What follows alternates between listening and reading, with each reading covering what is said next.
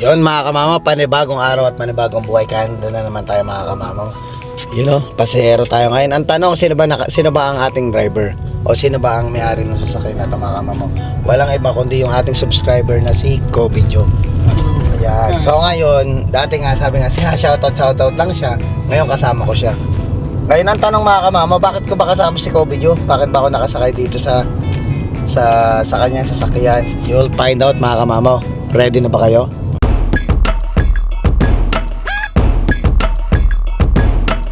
So ayun mga kamamaw, nandito tayo. Anong lugar ulit ito? Ano? Covidjo?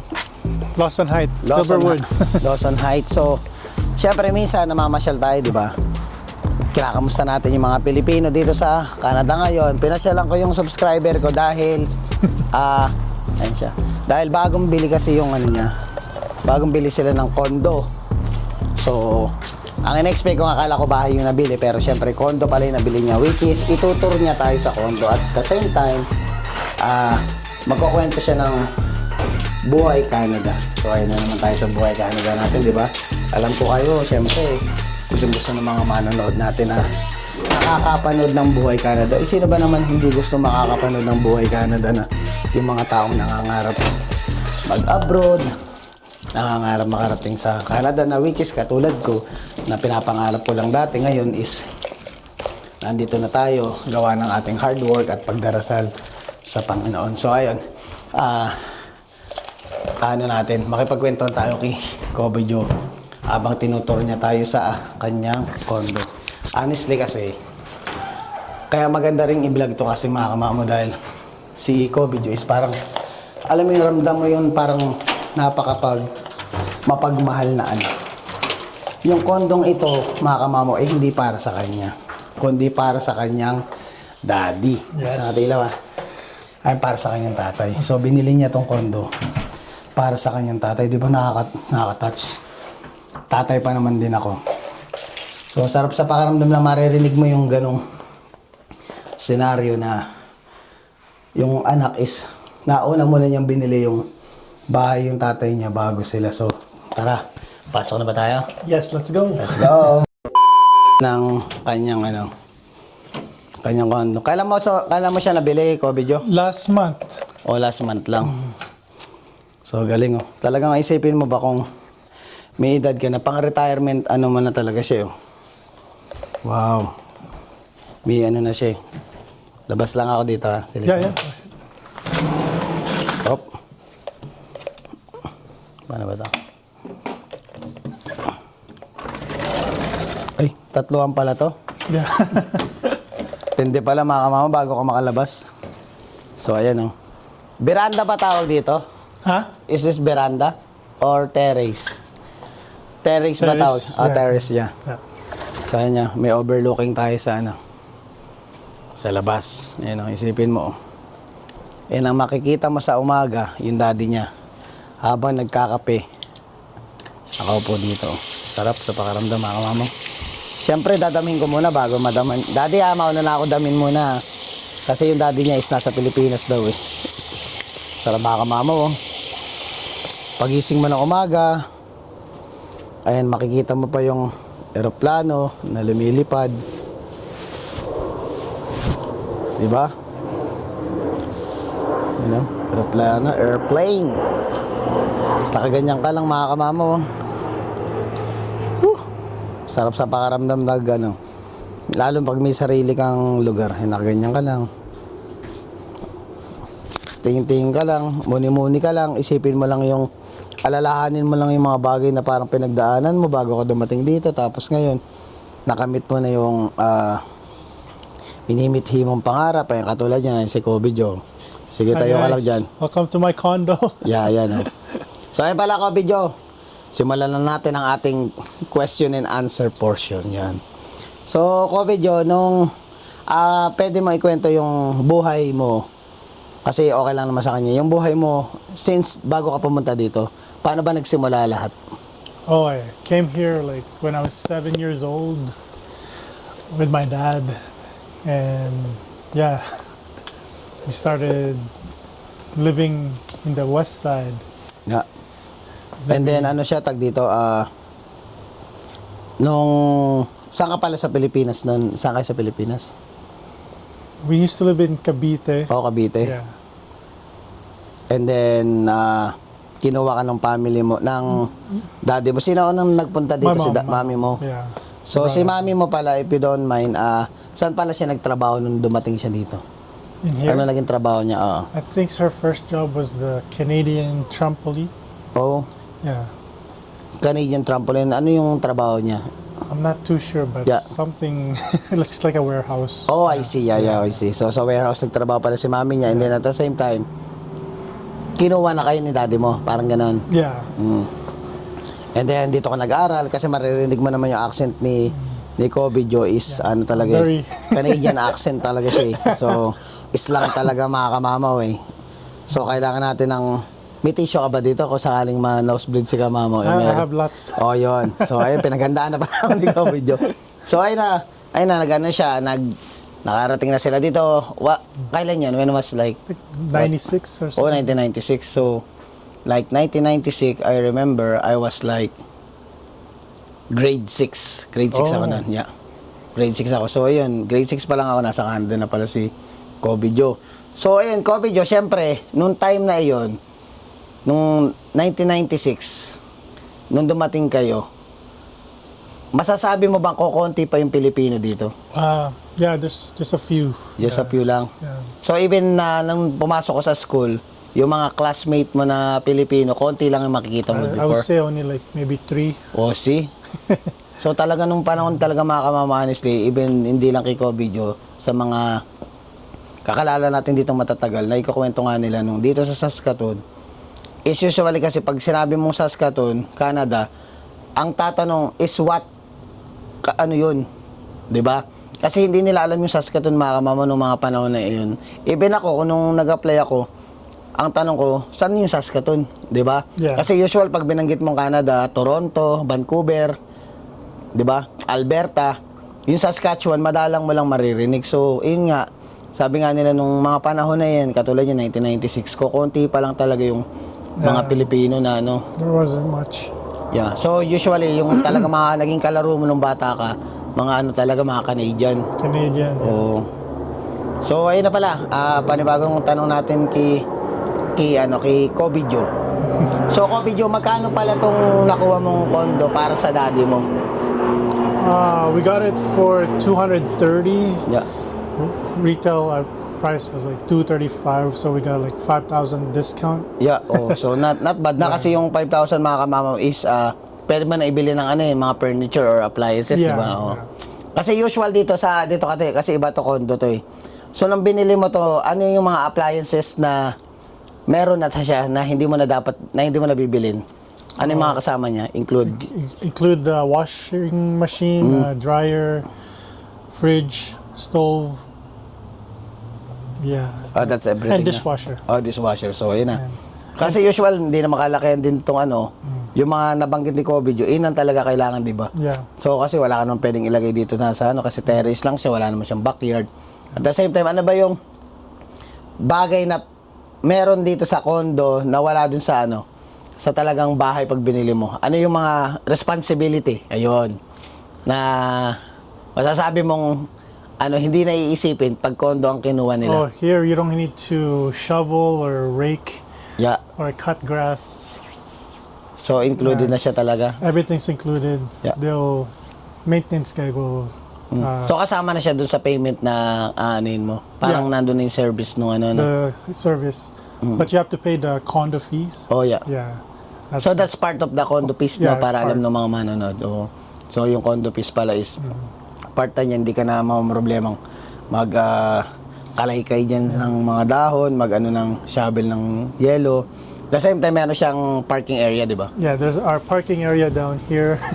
Yan na yun. Sa baba. Yeah. So, automatic yan. Bawal kang mag-park ng basta-basta dahil doon sa mga parking na yan, may mga number yan. So, hindi ka na, hindi ka mamomroblema na, like for example, pag busy day, na, pag uwi mo, wala akong lalo pag sa mga public area ka, di ba? Ito, may sarili silang parking, kahit sabihin mo isang buwan na wala sila dito, wala magpa-park yan dahil hindi sila pwedeng mag-park sa mismong parking area mo. So ayan, pwede tayong pumasok sa loob. At Yes, please ito come. mo, sige. Let's go, pasok sa loob yan. Yeah. Yan. So ayan, napakita ko na sa inyo yung mga kusina. This is the living room. Yan. So actually si Kobe Jo kasi mga kamamo, ano yan, laging nanonood ng Kamamaw vlog yan. Once ko siya nakasalubong is At the sa clinic. clinic. Oo, lumapit siya sa akin, sabi niya, I'm watching your vlog. So nagulat ako, syempre ako, hindi naman ako sikat-sikatan lang tayo mga kamamo. Pero may lalapit sa yung tao, hindi tayo sanay, may lalapit sa yung tao na, ano natin, may lalapit sa yung tao na hindi mo kilala, tapos sabihin niya nanonood ka ng vlog. Syempre matutuwa ka mga kamamo, di ba? Kasi, isipin mo parang, from time na gumagawa ka lang ng vlog, tapos, makikita mo may lalapit sa iyo na kilala ka. Tapos actually, hindi mo pa siya na-meet. Since then, sasabihin niya sa'yo na nakakatuwa, nakakataba ng puso. Kaya ayun, lumapit si Kobe. Sabi ko, ay, napapansin na pala yung vlog ni Kamamo. So, ayun, pwede nating, tingnan natin to Ayan. This is our washroom. Yeah, washroom. Talagang pang-isahan lang talaga siya, Ayan. Yeah. Kasi daddy lang naman yung titira. Tapos ito, This is like a parang closet. closet. Ayan. Yeah. Kumbaga, para ka bang in short, para ka nag-hotel na. Yeah, that's what we call it, Yeah, hotel. para ka nag-hotel. So, ayan. This is our room. Ayan, room yan. What is this? So, isa lang ang kwarto? Dalawa? Two. Oo, dalawa. Not bad na rin, dalawa, no? 2 room, 2 washroom. Tapos ito, ayan, It's like wardrobe, something Wardrobe, ba? Ayan. Maano na rin mga kamama, like, ano na lang to, kunyari ka parang dating din, kung ibig sabihin, kunyari ka si Kobe Jo is dumating sa point na nalipat na ibang probinsya, di ba? So, kung pupunta siya dito kay daddy niya is, may extra ng room. I can So, ito na yung yung master's. master bedroom. Ayan, master's bedroom. Yeah, Ang ganda yun. it's where the magic happens. Oo. Ganda, astig na This is the Parang naka-hotel eh. Yeah. So, ayun, saan ka ngayon saan ka nagwo-work ngayon? Oh, ito palang maganda eh. Nakaano ba to? For sale ba yan? Si maybe. ano pala, may mga collection pala siya ng I mga... got more in the other house. Oh, yun, dami oh. Ano pala to eh, mahilig din pala to sa mga Jordan shoes. So, saan ka pala nagwo-work ngayon? I work at the city hospital. Oh, ayan sa City Hospital. So, ilang taon ka na doon nagwo-work? 3 years now. Oo. So talagang ang kinuha mong course nung nag-aral ka ng college ay ng university is what course you got? I didn't go to university. Oh, di ka? No, I just went to work when I was done Oh, high school. I see. And I work at the group home too. Oh, I see. So ayun, isipin mo, base sa kanya, sa story, hindi siya nag-aral. Pero, total naman dito siya lumaki, hindi siya nahirapang makahanap ng trabaho. So ngayon sa City Hospital pa siya nagtatrabaho kasi usual katulad nila misis o kaya katulad ko, pag galing akong Pilipinas, talagang kailangan ko mag-upgrade para makapasok ng mga ganyang kasi hindi naman din basta-basta makakapasok lalo yung mga ganyang mga health region. Kasi magaganda kasi benefits dun mga kamamo, kaya talagang yung iba, kahit na matatanda na yung iba, may mga edad na talaga nag-upgrade sila, nag-aaral sila para makapasok lang sila doon. And then nagsisimula sila, like for example, sisimula sila from housekeeping, di ba? Yeah. From housekeeping, tapos ng housekeeping. Kasi ang mahalaga mga kamamo, the more na makapasok ka mismo sa institution ba yung tawag doon? Yeah. Makapasok ka doon sa institution na iyon, kahit na housekeeping ka na, automatic na yon kasi may tinatawag tayo na parang inside hiring, di ba? Yeah. Ang pwede lang mag-apply yung mga nagtatrabaho na talaga doon sa ospital na yun. Sila, maghihintay sila minsan by seniority or something na ganyan. Pag nag-open sila ng slot ng position, pwede mong applyan. So, yun ang maganda. Pag nakapasok ka na talaga, lalo sa health region, hindi rin biro makakamama ang pagdadaanan mo bago mo makuha yung mga ganong position. Dahil si Mrs. din, minakasama din siya sa trabaho. Si Ate Leta, which is kasama ko sa Bridging Pilipino, nag-apply siya ng position na full-time. Hindi nakuha ni Mrs. dahil si Ate Leta yung nakakuha. Pero si Ate Leta kasi is napakatagal na sa St. Paul. So, automatic, yung seniority niya, si Ate Leta ang makakakuha. Which is, yun yung sinasabi ko sa inyo na pag nakapasok ka na sa loob, automatic na yan na pwede ka mag-apply kung may mga mag-open position sa loob nun. So, ayun, na-share ko lang din para at least may idea kayo na hindi naman din ganun kadali yung mga bagay-bagay pa nag-apply ka, lalo pag nandito ka sa Canada. Lahat yan, pinagtatrabahuan lahat yan. Gotta work up. Work. Tsaka yung oras at paghihintay, dapat meron ka. Dalawa pala yung washroom. Yeah. So, automatic dito sa master's bedroom, meron siyang sariling washroom. And then dun sa, shower din. There's a shower there too. Ang cute lang niya mga kamama kasi pag pumasok ka. Ang cute lang niya. Kasi nga, ramdam ko na pag daddy lang naman niya kasi nakatira eh. So para sa daddy niya, maluwag lang to. Maluwag lang siya. Patay natin tong ilaw at yan. So may overlooking din dito sa labas. Ayan. So yung mga nandito, hindi if you don't mind, may idea ka ba yung about sa neighborhood mo? So para mga retired din ba? Yeah. Mga retirado ring tao. Yeah, there's some retired. Kasi nung pumasok kami kanina, entrance pa sabi ko, Kobe parang pagpasok natin dito, parang bawal sumigaw ah. Yeah. Kasi pag sumigaw ka, parang may magagalit kasi ganun katahimik mga kamamaw. So it means, kahit maiwanan mo siguro bukas yung sasakyan mo, di ba?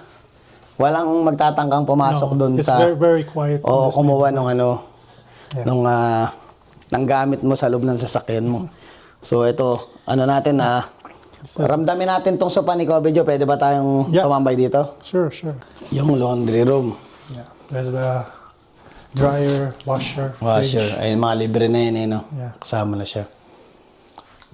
So, sa mga hindi makakalam, honestly, mga kamamo, ayan. Kita nyo yung itsura niyan. Ito kasi yung laundry room, yung washing machine tsaka dryer na to. Ito yung matitibay na old school. Yeah. No? Mga talaga ito yung tinatawag na parang, tawag doon? Yung parang pangmabigatan na heavy duty. Ayun. Heavy duty to mga kamamo. Kasi na-try ko to. Usual ka ito yung ginagamit sa mga apartment, di ba? Yung mga hinuhulugan ng barya. O, na-experience ko rin yan. Maghulugan ng $2 for, like for example, kung ilang minuto mo isa-set up. Plus, you have to wait in someone's using the... Oh, yeah. Like for example, natapat na may naglalaba. Hintay mo talaga siya. Hindi ka tulad kung talaga may sarili ka. Anytime you want to wash or dry your clothes, magagawa mo. Pero kung nasa apartment ka, hintayan kayo. Pero at the same time, dapat i-maintain mo yung linis ng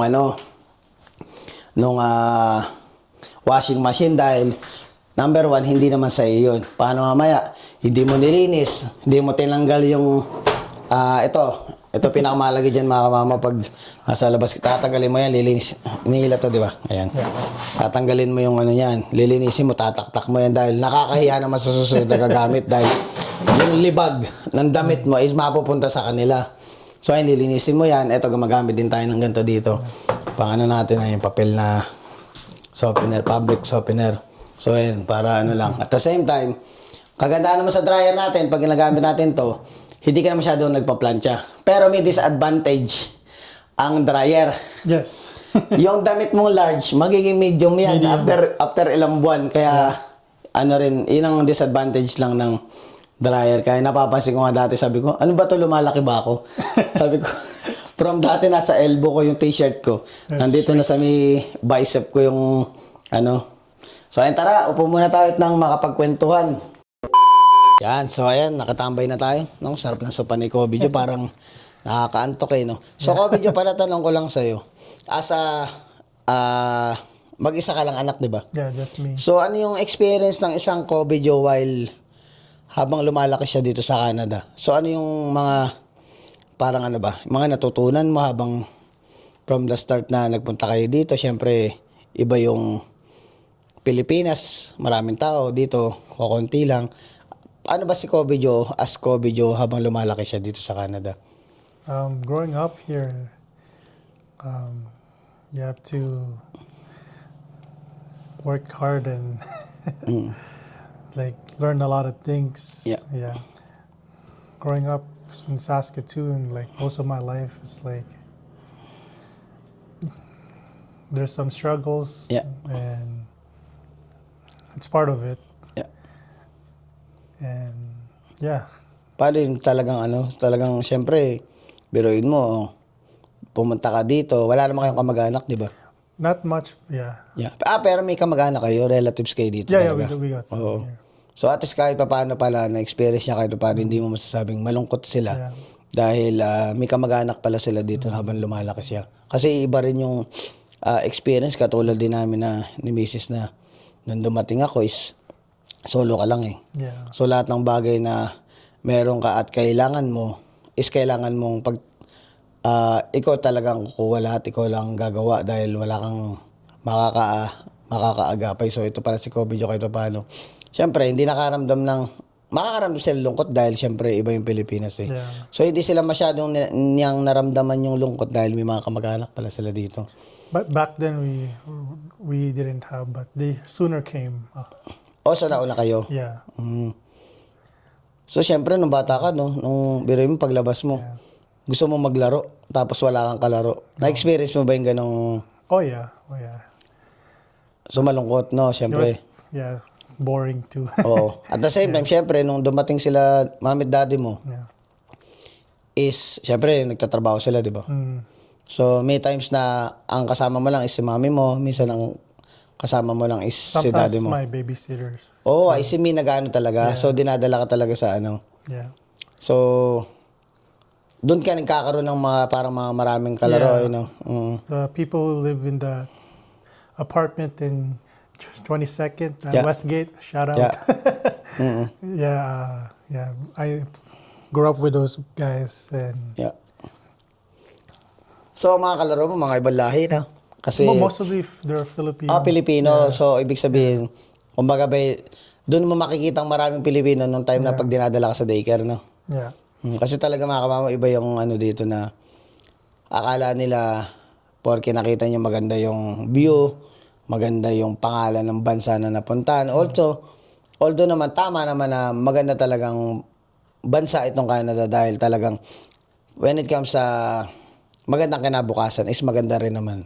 Pero syempre, hindi naman sa lahat ng bagay is pag sinabi mong maganda is maganda lang, di ba? So, may mga ano rin yan parang... There's some bad parts. Yeah, some bad parts and at the same time, which is, yung sinasabi niya is, yung lungkot ba? Yeah. Na andun yung lungkot. Iba yung sabi ko sa iyo, kasi ako bilang isang Pilipino, is masaya talaga. Mas pipiliin ko yung Pilipinas dahil nandun yung kaligayahan, nandun yung parang happiness ng isang tao. Pero syempre, aanin mo yung, di ba, pagiging masaya lang, pero hindi ka naman stable, no? Yeah. Hindi ka magkakaroon ng magandang kinabukasan, kaya yung iba nagpapa siyang mag-abroad, even hindi dito sa Canada, sa ibang lugar, na malungkot, mas masaya talaga dyan sa Pilipinas.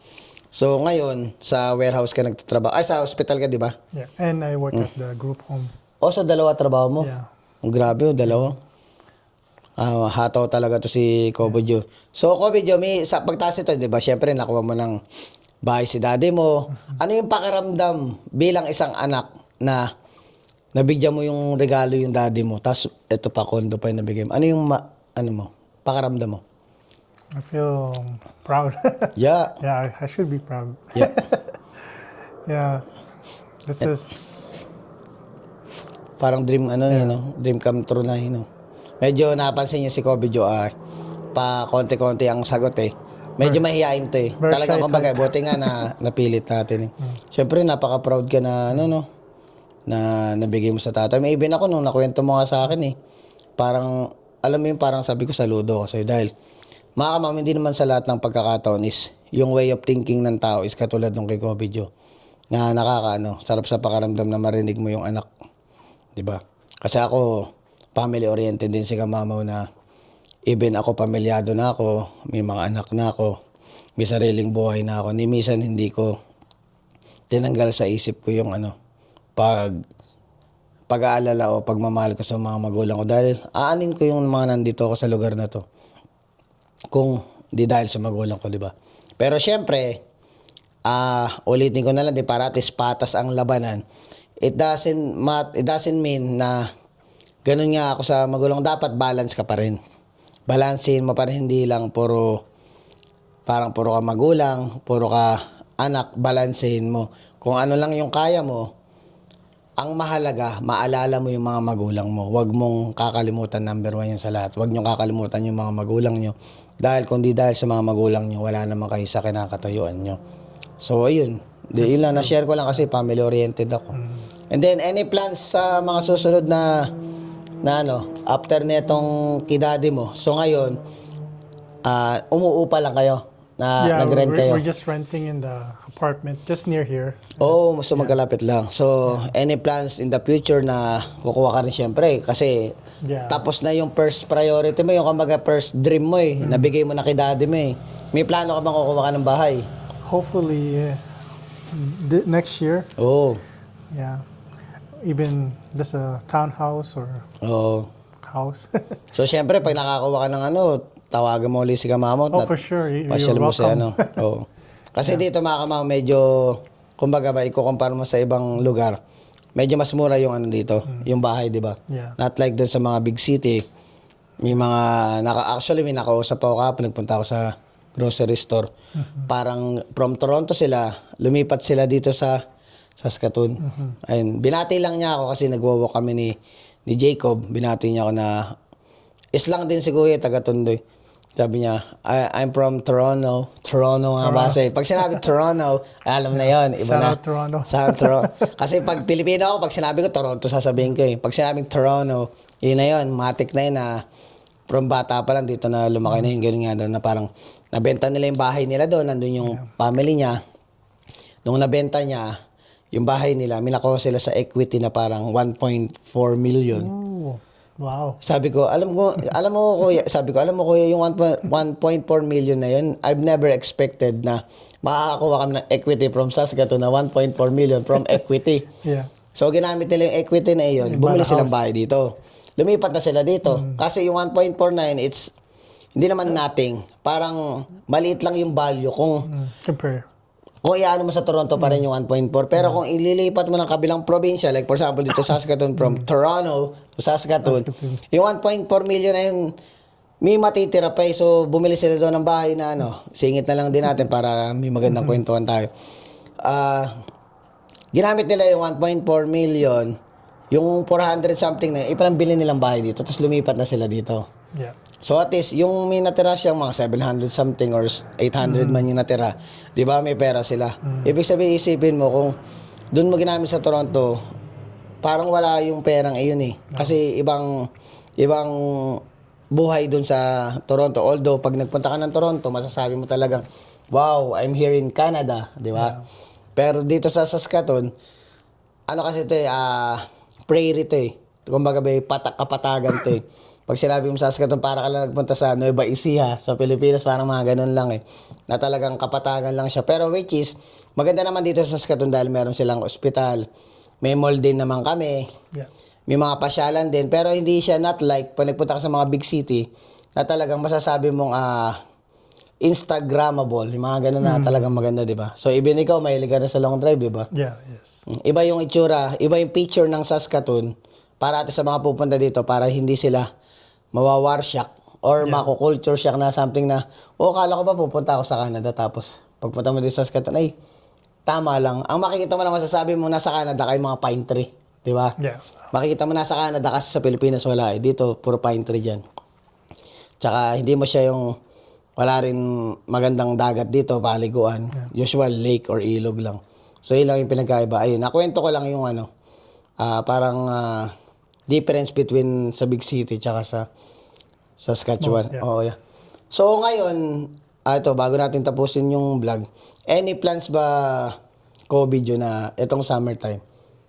Any plans ba, may mga plano ka ba na mag-long drive? Kasi usual, yun naman ang kaibahan. Ito naman pala. Usually Yun ang kaibahan ng Saskatoon. Kapag nagsa-summertime, lahat ng taga Saskatoon ay excited mag-long drive. Kasi nga, sabi ko nga sa inyo, yung view dito is mabibiting ka. Although may enjoy mo pa naman kung conforme kung gano'ng kataas yung expectation na gusto mo makita sa paligid mo. Ayun, naglo-long drive sila para makakita sila ng kakaiba. So, may mga plano ka bang Hopefully, we can go to BC this summer. Wow! Dadrive-in mo lang. Yeah, just drive. Oh, buti ka pa kasi ako. Or Victoria. Ako nga, Regina nga. Me too, Regina, Pike Lake. Ako, Regina lang. Ilang oras ang Regina, 2 oras. Pero minsan parang, hindi kasi ako, kumbaga ba yung mahilig sa drive. Yeah. BC, di biro, ilang oras ang BC pag din-drive mo? 16 hours. Mo, 16 hours. Daig mo pang, para kang, kumbaga ba, para kang umuwi ng Pilipinas no? Yeah. When it comes sa pag kinonvert mo siya from plain plain hour time na biyahe sa driving niya. Ganun kalayo, pero 16 hours. So sa 16 hours na yun, kasama na yung mga pahinga pa, no? Hindi na. Oh, we have to stop maybe overnight. So magmo-more than 16 hours Yeah, pa more yun. than, yeah. Malayo din ang busy. Pero mga kamamo, nakapasok na rin ako sa busy, pero sa bungad lang. Okay. Kasi may incident dati, nag-long drive kami. Kami nung wala pa si Mrs. Nag-long drive kami noon Tapos, pupunta kami sa Lake Lenore ba yun? Lake Lenore o kaya papuntang Banff. Banff, yeah. Oo. Ang nangyari, nag-right side kami instead na left side. side. So, dire-diretso lang Kwentuhan natin mga kamama para at least masaya tong vlog natin ni Kobe Jo. Parang si Kobe Jo ang vlogger, ako yung guest, di ba? Yes, yeah. So, ayun, drive kami. Mamaya magugulat kami, Kobe. Nagulat kami. Bigla nagsalita yung radyo kasi syempre naka AM lang kami. AM music lang kami. Welcome to BC. You went the wrong way. Imbes na Alberta pamabunta namin, nandun kami sa bungad. Kaya pala yung itsura ng tulay, alam mo yung parang Canyon Road ng Baguio. Yung bridge na, talaga, tas mountain. So daming mountain goat sa gilid. You went to the other side. Tapos tag dito, creek ba tawag doon? Yung bangin.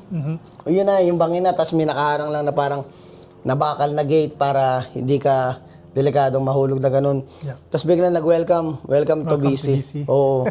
So, syempre, 2 hours yun from, nakalimutan ko na yung lugar na, alam mo yung malapit, bago mag-band. Banff, Bago Jasper. mo na, ayun, hindi yung What is that?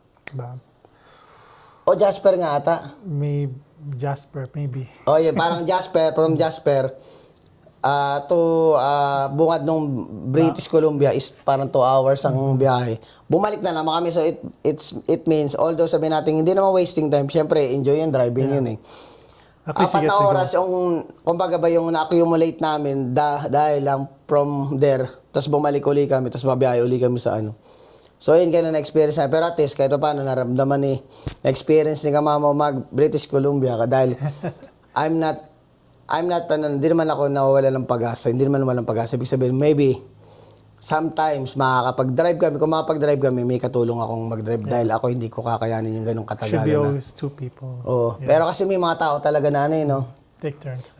Tsaka may tao talagang mahilig mag-drive na minsan kahit 24 hours minsan. Yung iba pa nga tumatawid US, 'di ba? Yeah. Yung mga citizen talagang ganun sila katagal. Isipin mo yung kumbaga ba yung sasakyan mo, hindi pwedeng kung ano na lang sasakyan ang gagamitin mo, dapat talaga naka-maintain or bago yung sasakyan gagamitin mo para tumagal dahil mag-overheat yan sa sobrang layo ng biyahe, 'di ba? Tsaka at the same time yung gasoline, rin yan, dapat naka-ready ka sa budget mo. Hindi lang yung basta-basta go ka ng go, dapat pinagpaplanuhan yan, di ba? Yeah. So ayun mga Kobe, bago natin tapusin tong vlog, ano ba yung, magbigay ka ng isang inspirational, kumbaga quote, o yung masasabi mo na pwedeng matandaan ng mga manonood na ito, payo ni Kobe para hindi kayo mawalan ng pag-asa sa buhay. Siyempre yan, may mga pinagdaanan din yan, di ba? So ano ba yung mga masasabi mong pinagdaanan mo na masasabi mong nalagpasan mo, ay pwede mo i-share sa ating video.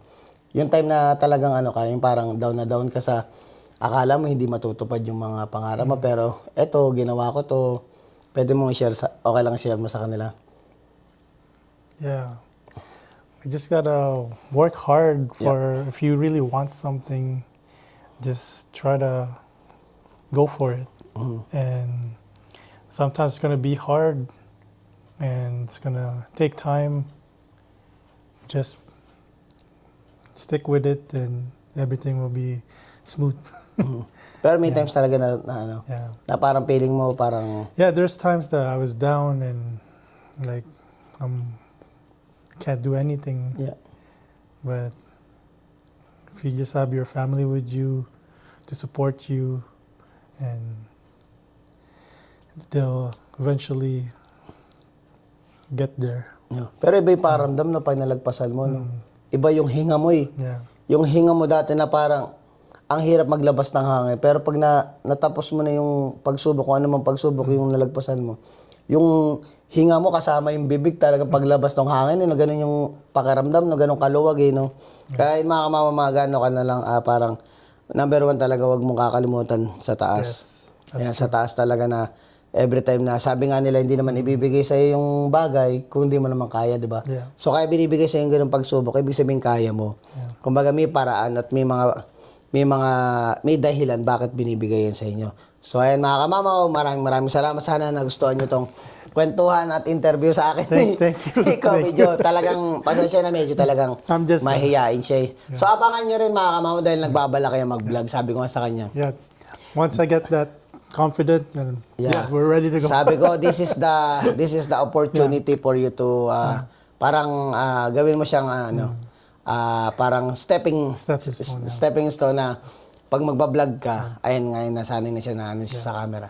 Ano lang yan talagang kung hilig mo, gawin mo kasi katulad ko, hilig ko lang talaga mag-vlog talaga. Na lalong-lalo na pag nakaka-share ako ng mga buhay Canada dito. Kasi ang sarap. Kasi as a person ako, bago ako nag-vlog, nanood din ako ng mga vlogger eh. So, nakita ko yung mga story ng buhay nila, which is, nakaka-inspire. So, ako, parang sabi ko, nainganyo akong gumawa ako ng vlog para nga, ginawa ko yung vlog na to para, ma-share ko sa tao, yung pakaramdam ko, nung pinapanood ko yung mga vlogger dati, na makapagpa-inspire ako ng tao. Kaya, nandito si Kamamo, kaya gumagawa ko ng vlog. Hopefully, supportahan din natin. Mayroon ka na ba sa isip mo na anong pangalan ng YouTube channel natin? Kobe Joe. Oh, Kobe Joe. Abangan niya. Kobe Joe. Ayan, Kainags. Yeah, Kainag, shout out. Kainag, shoutout Kainag. Sa ito na ang iyong malupit na subscriber. Ayan, matindi to si Kobe Joe. Talagang nire-regaluhan pa niya si Kainags. Pinadalan pa niya ng talk dati. Kaya hindi ko makakalimutan yun na noong time na binati niya ako, nung binanggit niya yung Kobe Joe, kilala ko na agad. What more pa kung gagawa siya ng vlog, di ba? Yeah. So, from the start pa lang na lumapit siya sa akin dati, sinabi niya Kobe Joe, kilala ko na agad siya. So, ganun siya ganun siya tumatak sa akin dahil napapanood ko nga siya kay Kainag. So yung pangalang, natandaan ko na what more pag ginawa ka pa ng YouTube channel na yan. Supportahan nyo ang upcoming na Yes. YouTube channel ni Kobe Joe. Just in case na magsimula siya, sabi ko sa kanya, lapit lang siya sa akin. Kung gusto niya, mag-collab kami ulit. I-collab niya ako sa vlog niya para at least kahit paano ma-enhance yung niya, yung self-confident niya pag gumagawa na siya ng video para medyo magaling natin siya. Para ma-enjoy din niya ang gusto niyang gawin sa buhay. So maraming salamat. Panibagong araw at panibagong buhay Canada na naman. Please don't forget to like, share, subscribe, and hit the notification bell for more updates of my video. See you mga kamamaw. Bye.